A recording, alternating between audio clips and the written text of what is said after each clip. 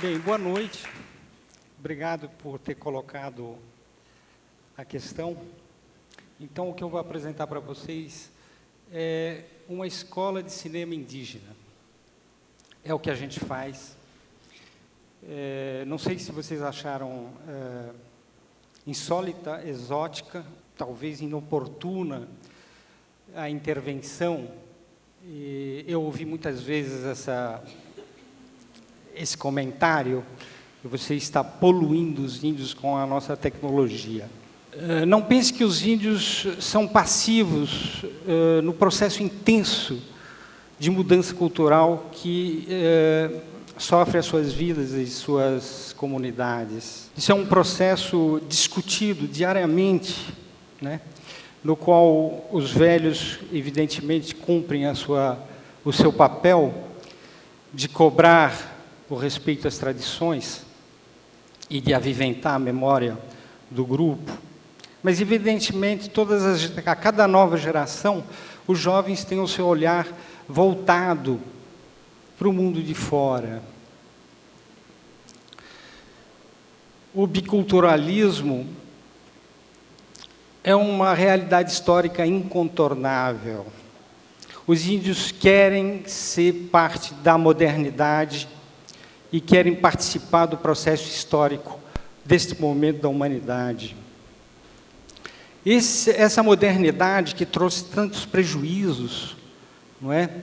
Como a mortandade por contágio de tantos velhos que levaram tantos conhecimentos que foram perdidos, essa modernidade que corrompeu tantos mecanismos internos de transmissão de conhecimento e de tradição, por que não usar também a modernidade, a tecnologia, a favor da tradição? Não existe nenhuma contradição nisso, é nisso que a gente tem trabalhado. Esse trabalho, evidentemente, não nasceu do nada, nasceu de 15 anos de militância e de convivência com povos indígenas, e, em um certo momento, eu pensei, qual é a contribuição que eu poderia dar, e sabendo que, para os índios, a questão da memória é uma questão fundamental. E aí eu comecei esse projeto 25 anos atrás.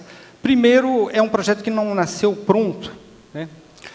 Eu comecei a botar a minha câmera a serviço de lideranças visionárias com um discurso de resistência cultural. E o instrumento do registro foi extremamente estimulante, né? Foi uma caixa de ressonância do seu discurso de resistência cultural. E eu comecei a visitar e registrar para eles, a seu pedido, o seu patrimônio cultural, que muitas vezes precisava ser rememorado, aviventado, revivido, não é? Aos poucos, eu comecei a viajar e descobri que a emergência da mídia indígena ou da mídia nativa era um processo global. Os Inuit do Polo Norte, os aborígenes da Austrália, os Sami da Noruega, da Finlândia, todos eles já estavam engajados nisso, e aí partimos para uma segunda etapa do projeto, que é justamente formação de cineastas indígenas. A produção de documentários é um processo de autoconhecimento muito interessante, e não é à toa que a maioria dos nossos alunos são professores das escolas, professores indígenas de suas escolas, que, nesse momento, estão trabalhando para implantar um sistema educacional próprio, para ensinar a sua história, para ensinar a sua cultura, e são pesquisadores da sua cultura. A partir de um certo momento, a produção indígena de alta qualidade, reconhecida em muitos festivais,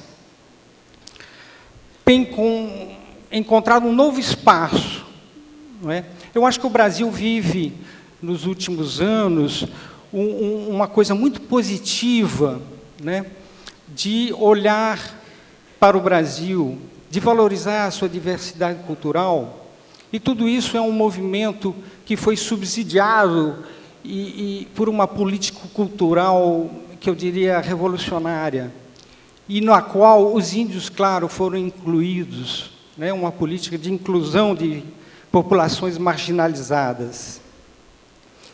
Tem uma outra luz no fundo do túnel, uma coisa muito positiva que aconteceu em 2008, uma lei criando obrigatório o ensino das culturas indígenas nas escolas de ensino fundamental e médio brasileiras. O fato que a ignorância da população sobre os povos indígenas é enorme. E isso poderá representar uma virada nesse desconhecimento. Evidente que, por enquanto, essa lei ainda é uma carta de boas intenções e que vai levar alguns anos e muito investimento em formação de professores, em produção de material didático. Mas, para a produção, a gente tem se empenhado em fazer chegar às escolas essa produção de documentário indígena que trazem um novo olhar sobre a sua realidade. Pela possibilidade da intimidade, pela possibilidade das pessoas se expressarem na sua própria língua, não é? Eles trazem uma visão que nunca foi vista dos povos indígenas. Não é um olhar que exotiza a diferença, mas que humaniza e aproxima os índios da gente. Enfim, basicamente o que tinha de dizer era isso. E, para falar de cinema, a gente não pode deixar de mostrar alguma coisa, e, por isso, eu separei 3 minutinhos de um filme que está ainda em processo de montagem, que talvez possa esclarecer e ilustrar do que é que eu estou falando. Vamos observar 2 crianças guarani do Rio Grande do Sul, filmados por um adolescente, podendo se expressar na sua própria língua, indo cortar lenha na reserva florestal da fazenda vizinha. E a gente vai ver como as crianças podem expressar a alegria e os dramas de um povo.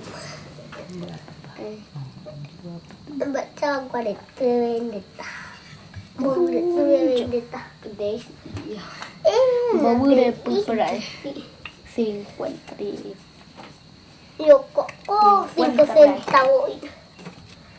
Tại vì ăn Việt. Dirakot ko ng nanyambay pinduwa. Ra đâu bữa đi. Dirakot tem memberi de mak punya jap. Cina dirakot jauh japit mukat.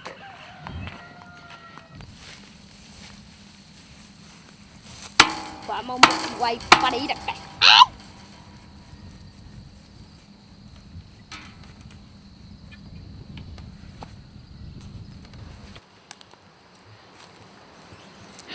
Coi bư ra mà có ai gặp lại đi về giao gà.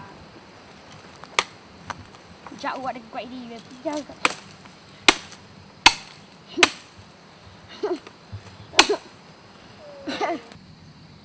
Coi bư đạp có được mà nhé mà mình mấy cậu. Nó mà nó che. Dạo có một tô sirap jaga.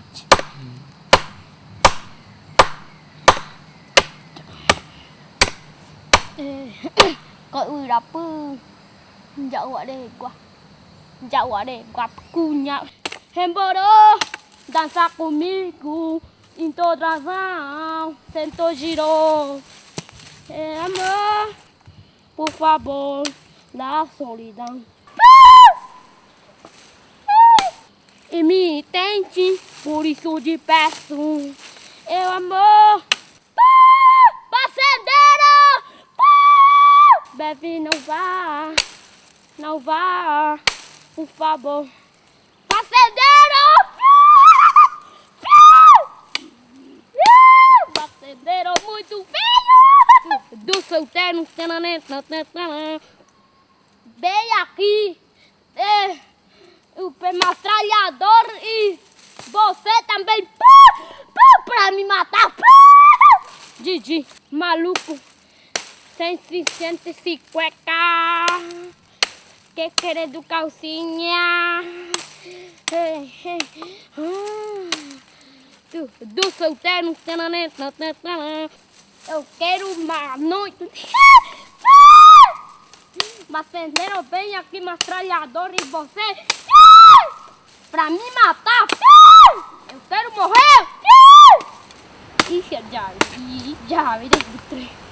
Tá porque na revirada e teria garre adip putte guerre e estava já imbo camba que foi virada de vez que já ai tumbo cama foi com baba sende juru ai tá nem mondi já foi já piada bo